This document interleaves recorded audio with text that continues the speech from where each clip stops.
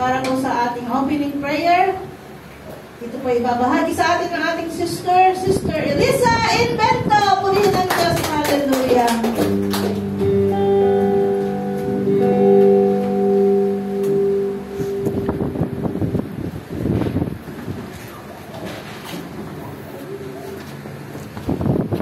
Magandang umaga sa ating lahat at lalo sa ating Panginoon. Ito natin tandaan ating mga mata at kaluluwa. Panginoon, maraming salamat muli sa aming pagkakatipon sa araw na ito. At salamat sa aming malusog na pangangatawan upang ikaw ay aming purihin sa sambahin at tawitan, Lord God. Salamat sa pagkasama-sama namin, Panginoon. At gabayan mo po kami lagi, Lord God. Kung ano man po ngayon ang mga mensahe na ibigay sa aming sa Hero, Lord God, nawa ito ay aming mauunawaan at nilagay namin sa aming isipan upang ito magiging gabay sa aming pang-araw-araw ng mga gawain.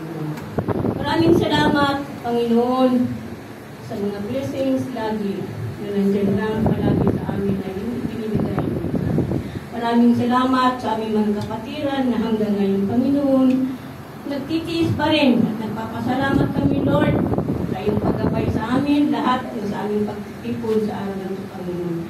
Maraming salamat sa namumuno dito sa ating sambahan, Lord God, magmula sa ating pastors, mensahero, ating mga readers, Panginoon, ang music ministry, at ang ating mga kasambahayan, Panginoon. Maraming salamat. Lord, nawa po, yung mga hindi pa lumalapit sa iyo, gabayan mo po sila.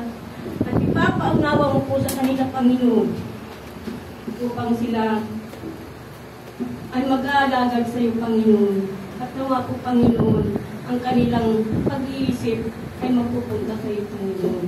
Ang mga namumuno sa aming barangay, Lord God, gabayan po sila upang sila ay makapagbigay ng magandang gawain upang may papatuwid nila kung mga nasa wala sa iyo, Panginoon. Nawa po, Panginoon, sa araw na to, pupusin mo po